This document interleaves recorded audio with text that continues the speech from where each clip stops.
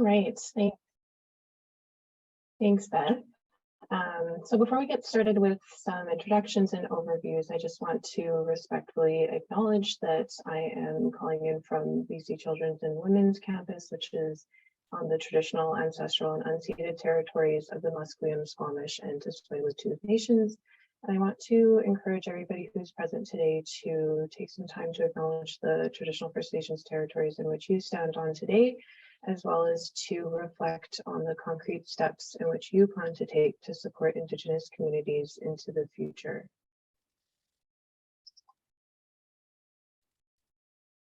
And before I pass the mic over to our speakers, I'd like to start off with a quick introduction to the Pediatric Sepsis Data Collab and the Data Champions Project, which led to the development of today's workshop. As Beth mentioned, my name is Jessica Tron. I'm the project coordinator for the Data Collab, which is a global data sharing network for collaboration to address pediatric sepsis mortality and morbidity.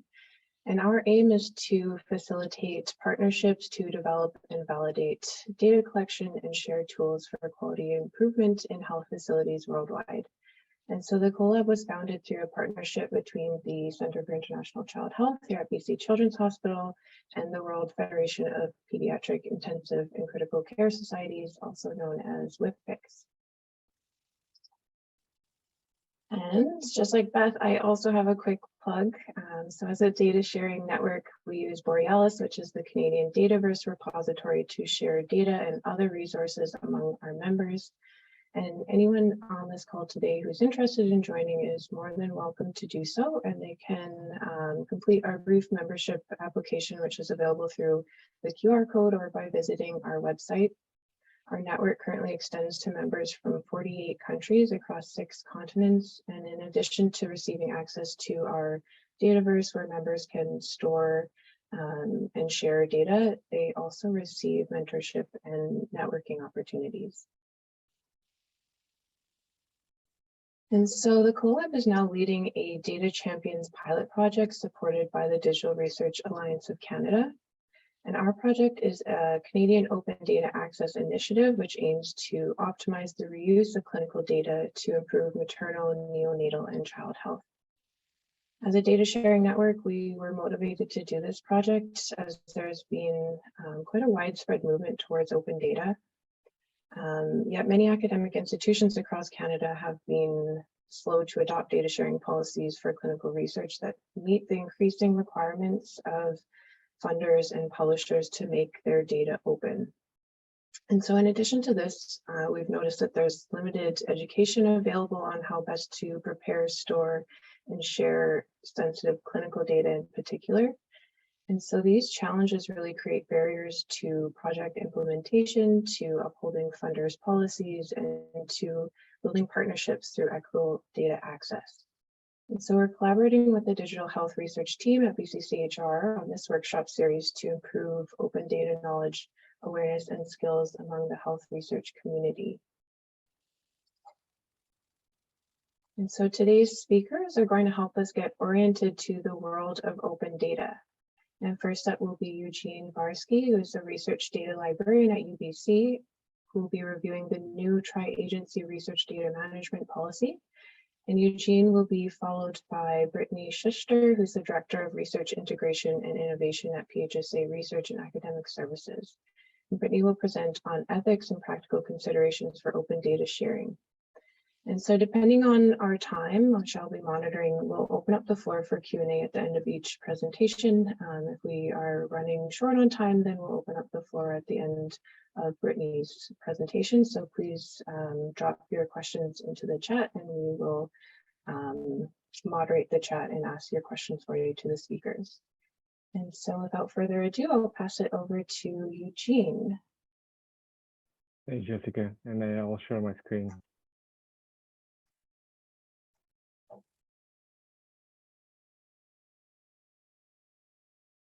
Hello, everybody. It's so good to see you joining today, and it's so cool to see Jessica and the team using Borealis Dataverse, which I ran previously, and we have more than 20,000 data files on it, and great to see you being the user. with many other people. So today I'm going to talk about the tri-agency policy, and I'm going to tailor this short presentation for the researchers on BC THR. If you want to see more information, it's available on our website, research data, library.tvc.ca. And let's get started. I'm also very grateful to be living on campus, and I'm grateful for the Barsky Nation on whose unceded land I walk and I work and I sleep every day. Thanks so much for using this beautiful land. My agenda for today is to just define research data and then start talking about the three pillars of the tri-agency RDM policy, which are data management plans, data deposits, and institutional research data strategy. And I'm presenting from the browser, so share quickly, and feel free to see the presentation in Open Science Framework. We walk the talk in Open Science. The presentation is version controlled, so if I change anything after this presentation according to your questions, it will be reflected on this URL. So feel free to reuse the presentation and other presentations at that URL as well. Okay, let's get started. So what is data? Most of you don't need a definition. However, I just want to focus on that we are not talking about the information and the knowledge and the knowledge transfer. We are talking about the flower and eggs of the research process, the very beginning, the primary sources of how we collect the data for research. So just to position ourselves where we are in a research life cycle. When we think about research data, I encourage you to think about the research data as a life cycle, and it's a never-ending cycle. We start with planning for research and collecting and analyzing data, and many of us then work to share and preserve for the future, which leads us to plan new research projects. So it's a never-ending life cycle, and I encourage you to think this way. If you haven't heard about fair data principles, it's a good place to hear about them. Fair data principles were introduced around 5-6 years ago, and they are very widespread now when you work with research data. If you haven't seen them, it's a good place to familiarize yourself. There are 4 principles. We want the research data to be findable, which means we want it to be accessible in some kind of repository, so people can actually locate it. We want to be accessible, so we want it to have a persistent URL, something like a DOI or handle, or another way of accessing the data. We want it interoperable, so if you keep your data in Excel spreadsheets, we encourage you to think about interoperability in the 20 years and 15 years and 10 years. You might not be able to open Excel spreadsheets. So we want to think about saving data in non-proprietary formats, something like CSV and not Excel, something like ASCII and not Word, and something like DICOM for images and so on. And we want the data to be reusable, which means you have to think about the licenses you're going to apply for your data. So when the periodic collapse applying, using Borealis Dataverse, they applying licenses for their data, and they making sure the data is actually reusable in the legal terms. So the FAIR principles are very good guidance for us when we work with research data. In my mind, good research data management looks like this.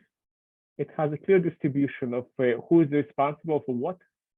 It has accurate metadata about each data file, and especially each variable. We see a lot of times, in fact, most of the data deposits that go into our repository have to go back because the researchers do not define the variables well, and nobody can make sense about data without a good variable definition. So a code book, a README file are essential for sharing data. We want you to think about data storage, security, backup. We want to think about data sharing, what repository will we select, and what kind of licenses you will apply. We want to think about uniform standards for naming and organizing data. And originally, I wanted to present about all that today for you and help you to get from here to here. But we are not going to talk about any of this because Teresa asked me to talk about the policy. So the talk today will be dry. It's about the policy and what we are doing to address it. However, we do have guidance for each of those areas that I mentioned earlier, and I will be showing you this guidance briefly at the end, and that will bring me back to talk about any specific things such as the standards for file naming, file sharing, standards for storage, and so on. But we'll start with the policy. So if you haven't seen, the Tri-Agency Research Data Management Policy was released last year with an implementation starting this year. If you haven't seen the policy, I encourage you to take a look. The link is available. It's rather short. It has three sections, three major sections. I will be covering them. It's available for my presentation. It has three pillars. The first pillar is data management plans. Then we will talk about data deposits, and finally about institutional RDM strategy. I have some language copied from the policy, and let's start with data management plans. Since you're all joining via Zoom, I will give you a moment to read it, and then I will proceed.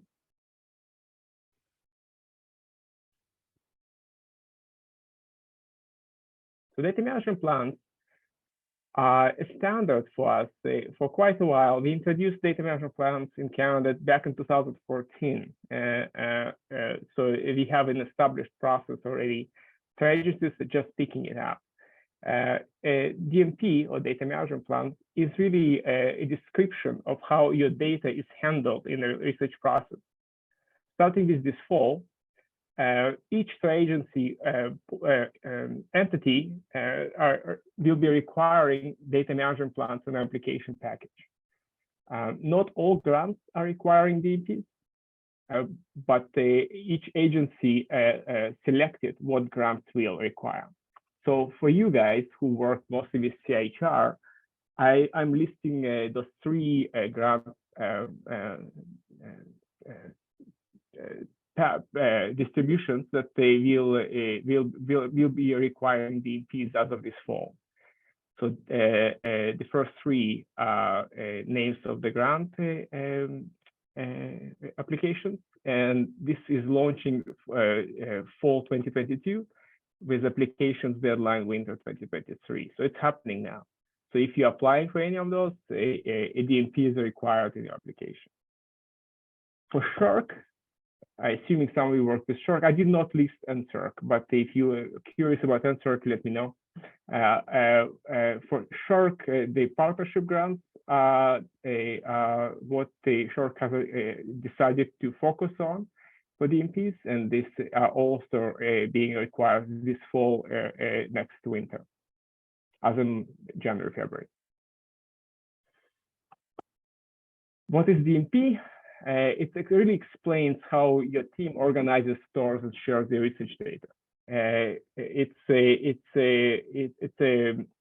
a 1-2-pager document where you describe what happens with your data in a research lifecycle. You don't have to create it from scratch. Again, as I said, we introduced this software tool back in 2014. It's called the DMP Assistant now. It's bilingual. It's available for anyone in Canada. More than 60 institutions are using it. We provide templates tailored to various disciplines. UBC has created template. Well, we have created template for you to pick up with explanation and guidance. And we encourage you to use those templates instead of trying to create your own. It looks like this. It's a series of questions. We ask you about how you collect your data, how you document your data, who has access to your data, how you share, how your ethics look like. And once you answer those questions, we will spit out a document, a PDF or to a JSON or XML or Word, which you will include in your application. If you haven't seen the DMP Assistant, I encourage you to take a look. It has good guidance, which we work with about research computing and ethics. All the crabs have seen the guidance and participated in developing it. So take a look, and it will help you along the way. And happy to answer questions. So come back to talk about DMPs. In fact, we were in Children's Hospital just before COVID hit to talk about DMPs. Happy to come back. We offer exemplars for different disciplines. If you haven't seen them, please take a look. So somewhere for you to start once you start working on DMPs. So that's pillar one, data management plan. Let's talk about the institutional data strategy. It's less relevant to you. It's much more relevant to an institution. I'll let you a few seconds to read what the trade are saying about it.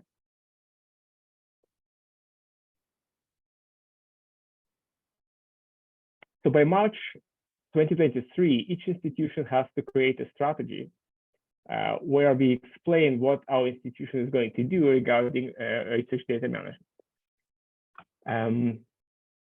We have been doing this work for quite a while. In fact, we established the first campus-wide task force a few years ago with participants from both campuses and also ethics and other. It's quite a large group. And that the task force has a working group out of managed by 6 people, including myself. And that working group has drafted the UBC research data management strategy. I invite you to take a look. It's still in a draft form. We are still collecting feedback. It was released last 2 months ago for feedback. We are still receiving feedback about it, but we will summarize the strategy. Looks like this. We will summarize the strategy and make it available as an institutional strategy by March 1st, 2023. If you haven't seen it, I encourage you to take a look and see what we are explaining as an institution, UBC as an institution, how we are planning to work with research data management. And every other institution is presenting a plan, a strategy as well. We'll have time for questions about that. Data deposits. That's the hardest thing, really, for the researchers to digest. I will let you a few seconds to read what scientists are saying.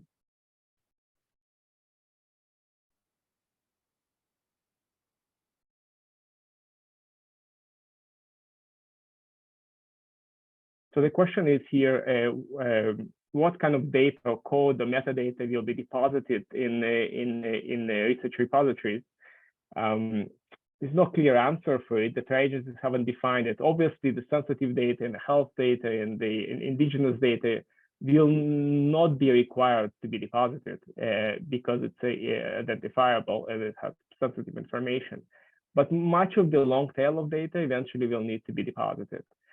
So if you don't know what a data repository is, there are 3 in UBC, and some advantages of data repositories are being able to create unique persistent identifiers for data sets such as UIs, the backup and preserve research data. So when your team and pediatric collab deposits data, we have triple backups on a daily basis, 3 geographical locations for this data. We back up on a tape.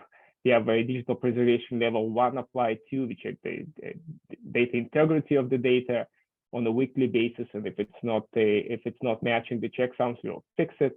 We create data citation, we provide the license, we provide version control, and things like that. So there's a huge advantages to use a data repository for data that allows deposits. As I said, we have 3 data repositories we support. 1 we run, 2 we support financially. UBC Dataverse Collection, it's on Borealis. It's an open source product out of Harvard. We use it since 2008, so quite a long time ago. We have more than 20,000 data files on it. It's a preferred repository for most data. However, for big data, for instance, we have genomics data coming from engineering and health as well. that we cannot handle. That data we have another repository called Further. It's a national repository. And that repository can take big data, and we have more than 10 terabytes of data there. And we also support Dryad. And Dryad is one of the biggest repositories in natural and engineering sciences. And we have a pipeline to synchronize between Dryad and UBC Dataverse. So we have done a lot of work on the repository. If you wonder where to deposit your data, we have a solution for you.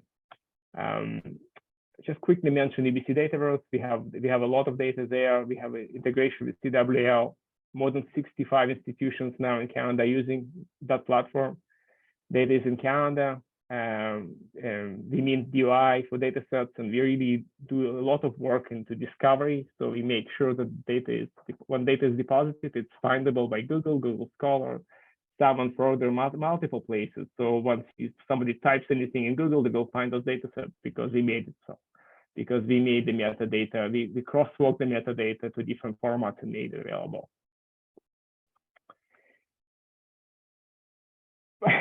So I did not talk about file naming, organizing your files. I did not talk about creating README files or any other handy things we actually do on a daily basis. But since I haven't, I give you some links to our guides. All of those guides are one-pagers.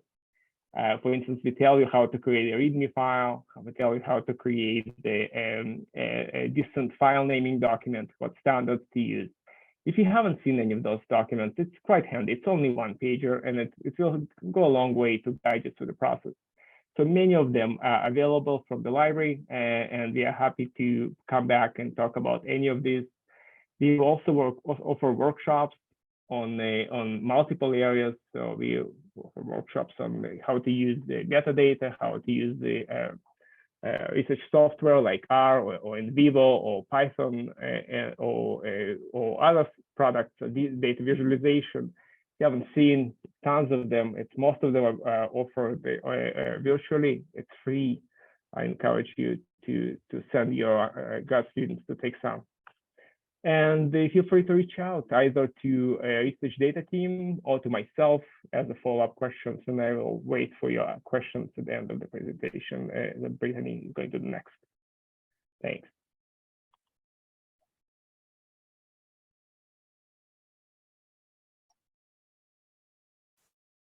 All right, thanks so much, Eugene. That was a great presentation. We have one question here in the chat from Mark Ansermino. So please, can you clarify your assertion that clinical data should not have open access? I was just starting to type it, Mark. I didn't say shouldn't. In most cases, wouldn't. That's what I meant.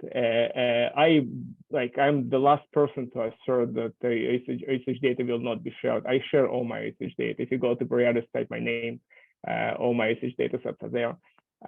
However, some of them are locked because some data sets are not able to de-identify. So we need to control access and make sure when somebody requests data, we will need to decide whether to grant this access or not. But your question, for most researchers, they really freak out when when TriAgency tells them to open their research data sets to the world. And rightfully so, because many of the data sets have sensitive data and cannot really be opened freely. For those data sets, you do not really have a mechanism right now in Canada to share sensitive data. We are working on some. I don't know if you heard about sensitive data project out of Further, but we do not have it now. Mark, but you have a follow-up. I'll let the facilitators, Jessica and Beth, to guide us through questions and answers, because it can go through an hour.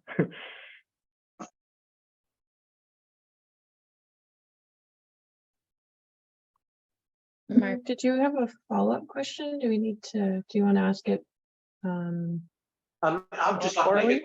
I would make it, be the devil's advocate, really make a challenge maybe to the group and to Eugene. I think that's totally wrong. I think, part of the focus of these workshops is really how we make clinical data safely available.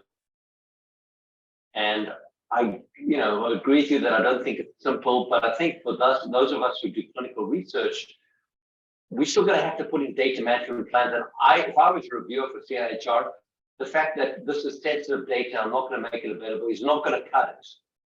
Because we need to make this data available.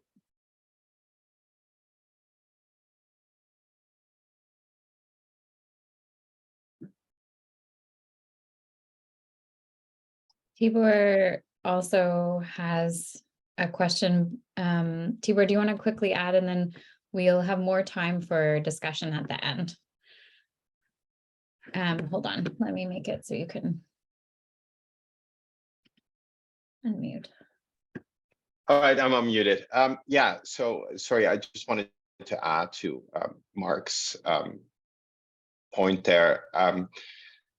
It's not even a question of this making this data. Currently, we're doing by not having it available. So it's not a choice of saying let's wait until we can do this safely. We need to actively working on that, because not having that data means that we may be missing out on possible treatments or diagnoses, and where we're causing preventable suffering by not using the data that we have well. So that was just the point I wanted to make. I just want to add again my last comment. I 100% agree, but since I was the one who did the campus consultations for our data strategy, you guys are a huge minority. Most researchers are not interested to open the data, or very much worry about it.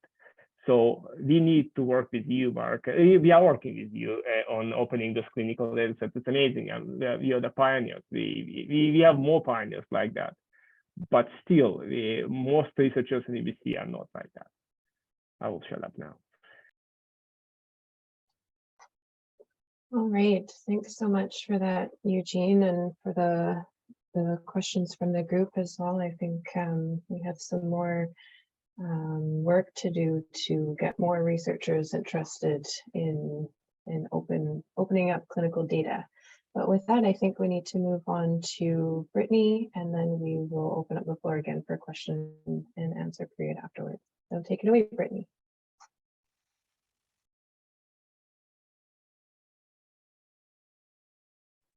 Hi, does that look okay to everybody? Okay, so I appreciate the discussion that we're having right now, because I think hopefully I can address some of these questions in my talk. And I guess just to introduce myself, my name is Brittney Schichter. I'm the Director of Integration and Innovation at PHSA's Research and Academic Services Group. I'm also the ethicist for BC Children's and Women's Research Ethics Board. And today I'm going to be talking about ethics and practical considerations of open data sharing. And as part of that, I'm going to talk about some privacy stuff and some legal stuff. And then I'll share some actual, what you can put into your REB application to make this work. So I want to start by saying that I hope that during and beyond this conversation today, we can keep in our minds the colonial structure of the systems that we work within, and that we can commit to actively pursue ways to do our work in a good way.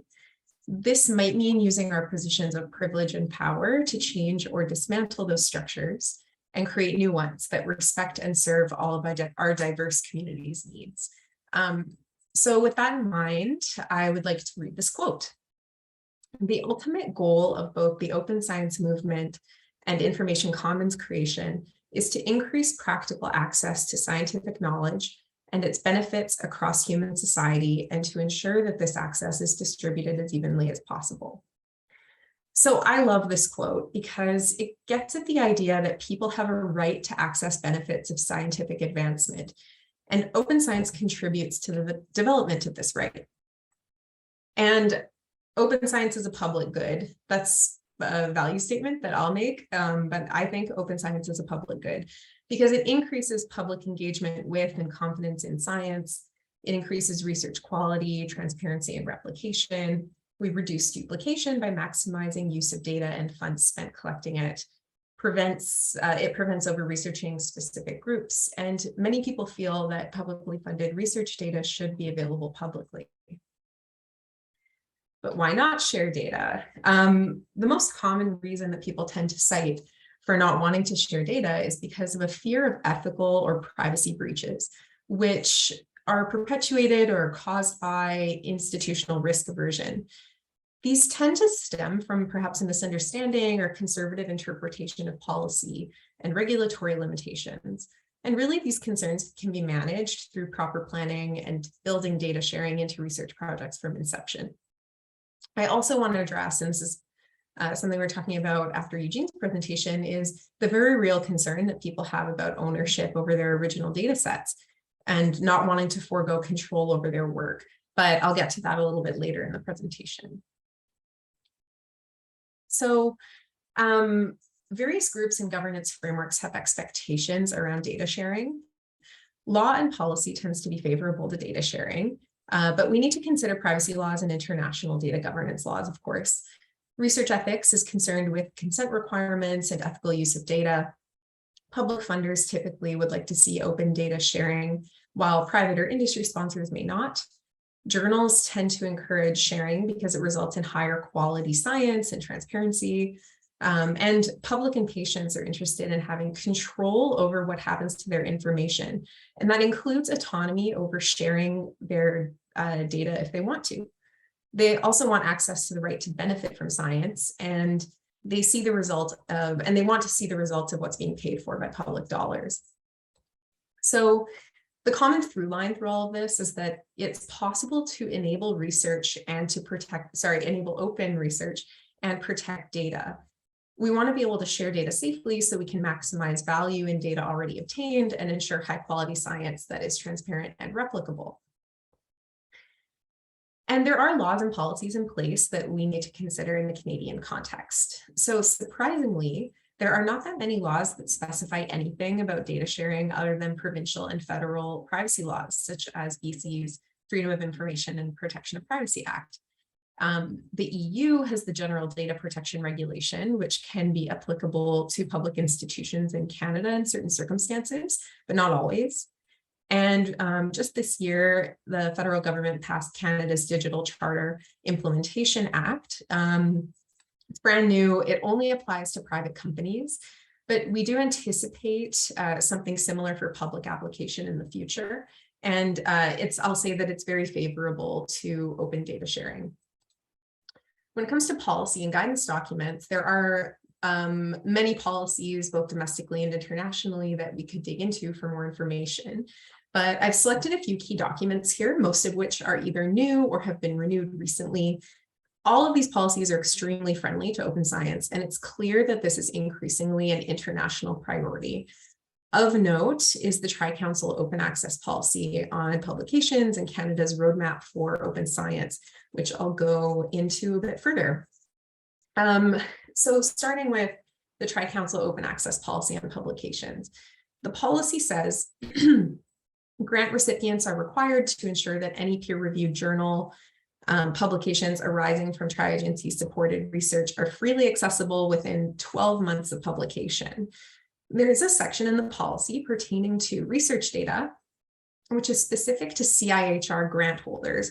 And that says that you must deposit bioinformatics, atomic and molecular coordinate data into the appropriate public database, which is already required by most journals immediately upon publication of research results. And you must retain original data sets for a minimum of 5 years. Sorry, frog in my throat.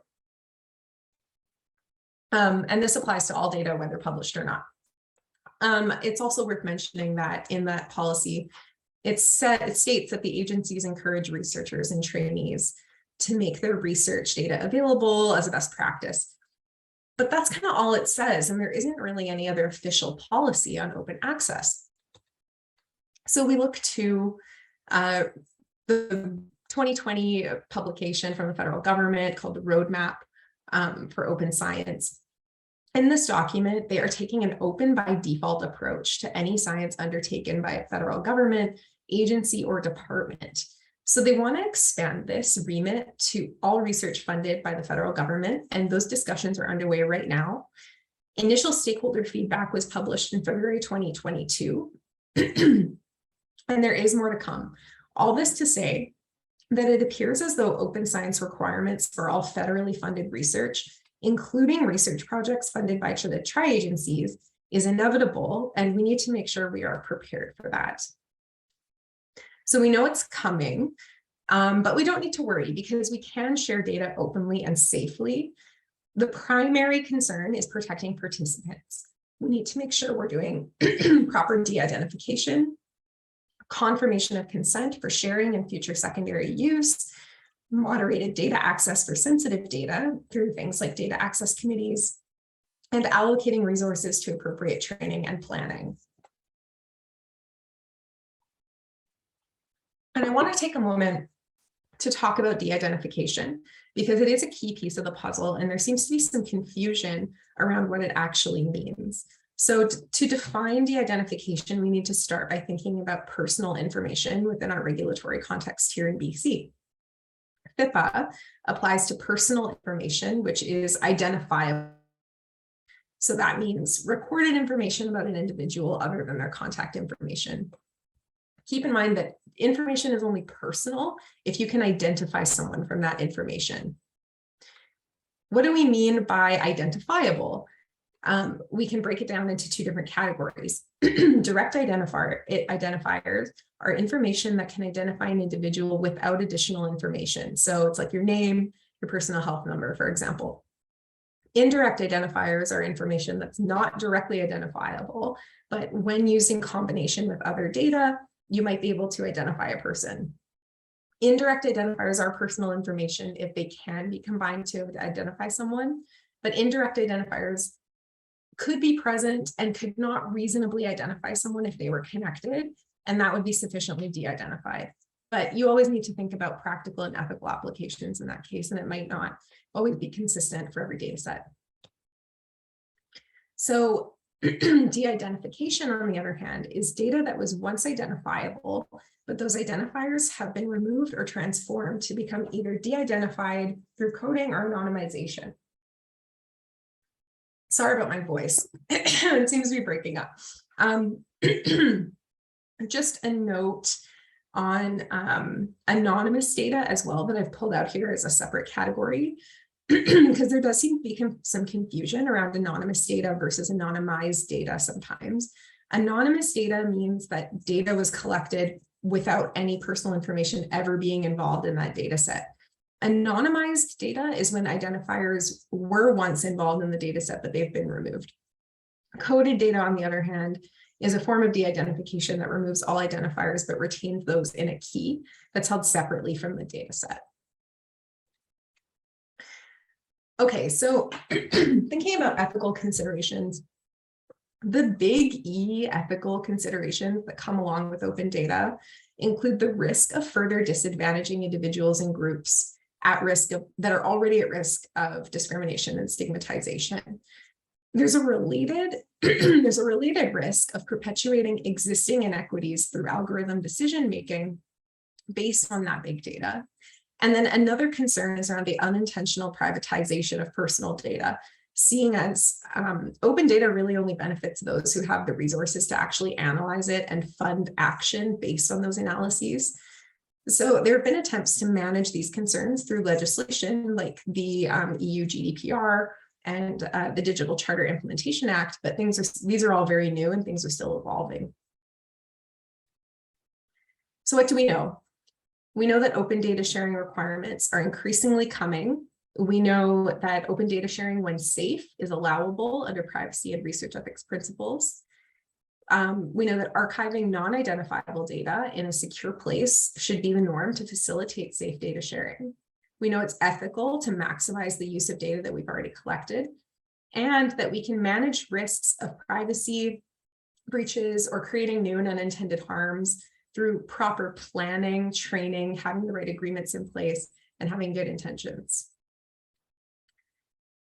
Okay, so now the moment we've all been waiting for, I have some practical tips for you about open data and consent.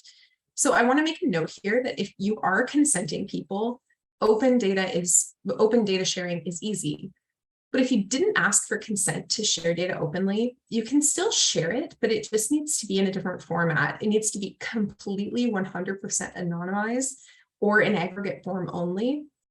And you need to check with your REB first before you do that. My last tip about this is keep things as simple as possible. We don't want to refer to specific databases or specific future research projects when we inform participants about future use of data. These things can often change in the future and shift, and we don't want to paint ourselves into a corner. Saying, can we use your data for future use is sufficient. So now I want to get into some specifics. This text is taken directly from the BC Common Clinical Consent template.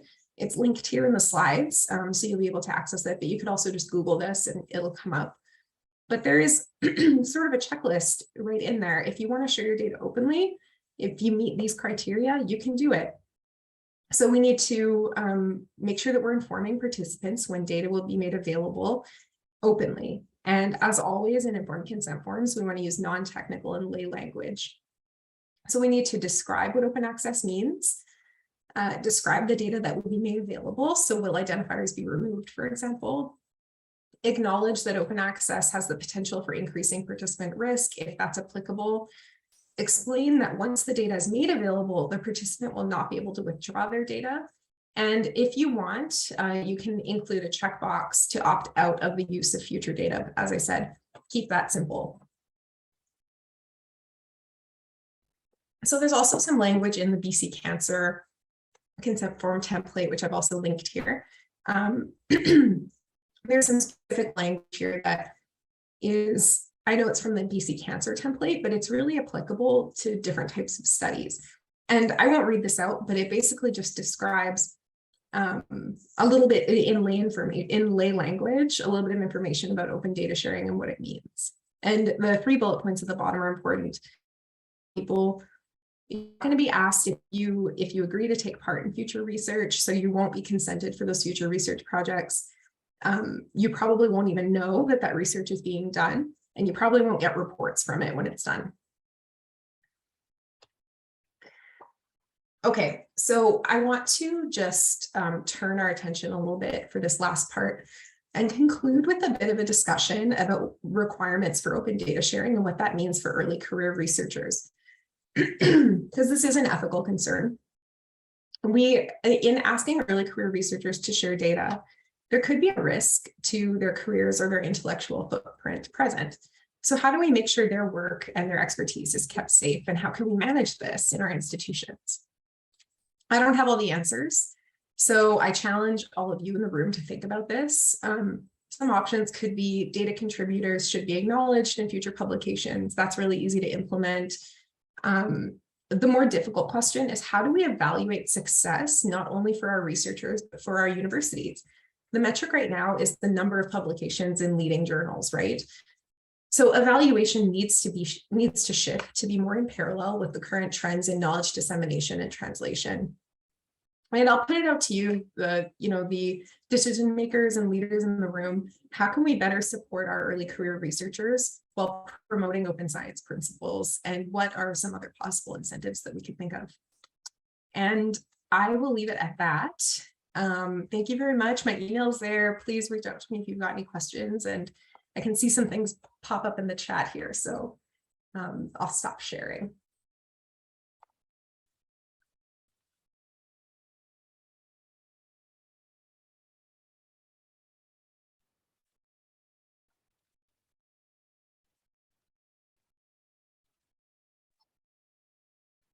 Thank you for that great presentation, Brittney. That was super, super helpful and lots of valuable information in there.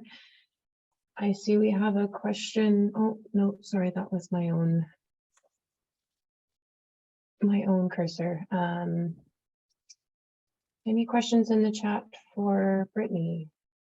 Yeah, there's one question that I think mostly got answered, but can cover it again. What about for data where there was a waiver of consent or participants were not consented for data sharing? Can we still share that data?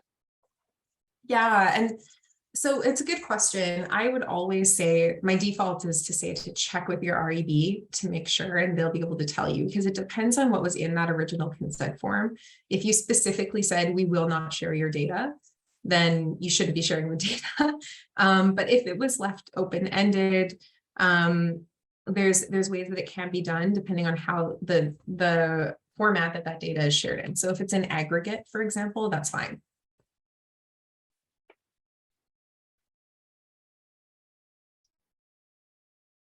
Mark, you have a question?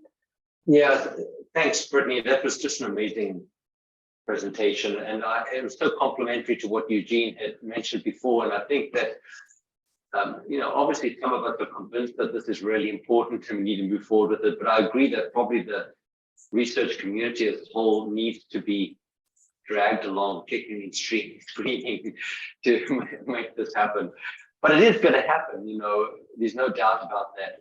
And so, I think that there's certainly some things that we need to work on. I think there's a lot of work around de-identification. I think that, for the average clinical researcher to work out how to go about a de-identification process with maintaining utility of the data, I think that we as an institution can be much more helpful in doing that and learning from each other. I think around this thing of moderated access, I think we need to mature our system so that we're actually able to do that. We are aware that there are certain global projects, Vivly and others that are actually doing this in a very informative and helpful way. And certainly we have a few projects that are hosts on these sites. So I think that there is a future in all of this, but I think the purpose of these workshops is just to really open people's eyes and make them look forward and say, okay, this is not something that we just close our eyes and say it's for somebody else to do and not us.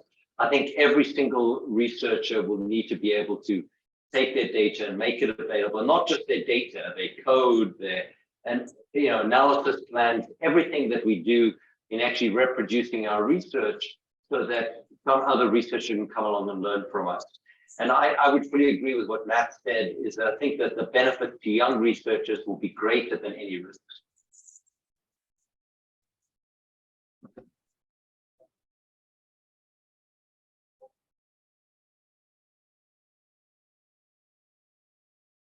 Just kind of look in the chat here and see if there were any questions. There's a new one that just came in, Brittney. Mhm. It says, do you have any recommendations on how to limit mosaic when presenting anonymized or aggregate data when consent wasn't received in advance, or if the researcher confirmed that they wouldn't share identifiable data in the future? You or Eugene or Mark or whoever. I should have said this at the beginning, but I am not a data expert by any means. Any kind of methodology or anything I can't comment on, or I'm not an expert in security either. But I think maybe I'll let Eugene respond to that one if he's able to. Yeah, and again, this is a unique situation. So if Adam, we have a specific case, do reach out. We work with data privacy people in EBCs. They're based on advanced research computing. We will look at every specific situation and provide a recommendation or solution. So it's all solvable, but do talk to us. I don't know if this is a proper platform to discuss a specific situation.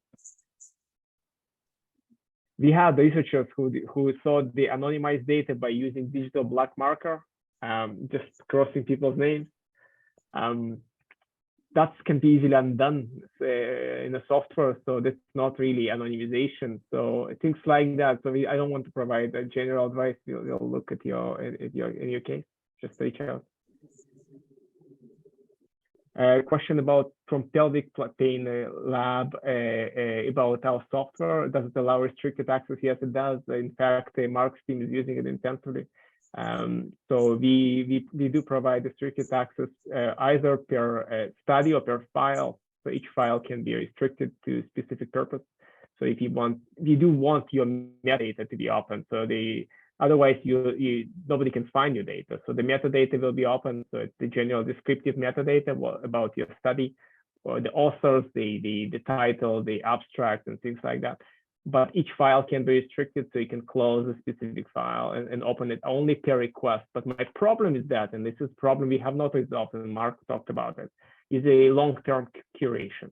What happens if right now, if we retire and there's nobody to make those decisions, because decisions are made by the depositor. So if somebody requests Mark's file, it goes to Mark's team and me as a curator, but I don't make this decision. And Mark's team makes this decision whether to open this data or not. What happens if Mark is gone and nobody is to make those decisions? This data becomes locked forever. So what did we do by that? So we need institutional bodies entities to manage data sets like that. And we don't have, we are far away from that. Mind you, what have we said? We are pushing towards those solutions since 2010. I'm doing this job for quite a while, and we are pushing the tragedies, we're pushing the institutions, and we are still not there in any way, but we are better than 10 years ago. So yes, to answer the pelvic pain lab question, yes, it's easy to do.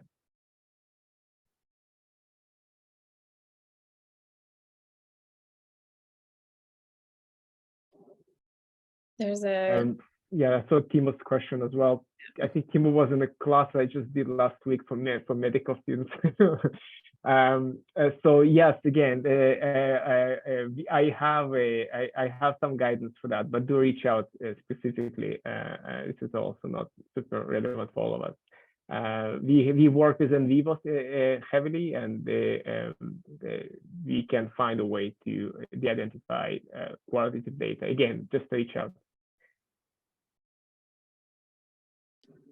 Qualitative data to me presents a unique situation though, because often the context of collecting that data and the knowledge of how that was gathered is so important to the interpretation and the use of the data. So having someone from that team that actually collected the data involved in future use would be ideal, but I know that's not always realistic.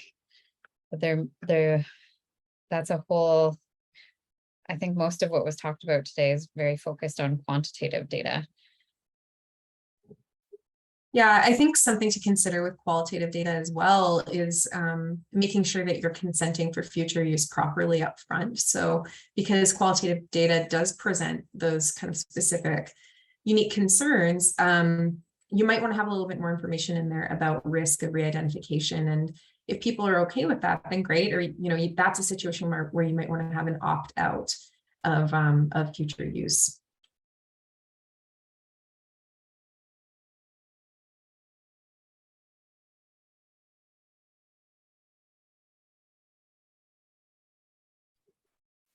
I think we're just about wrapping up. Is there any last questions? Mark, I see your hand up.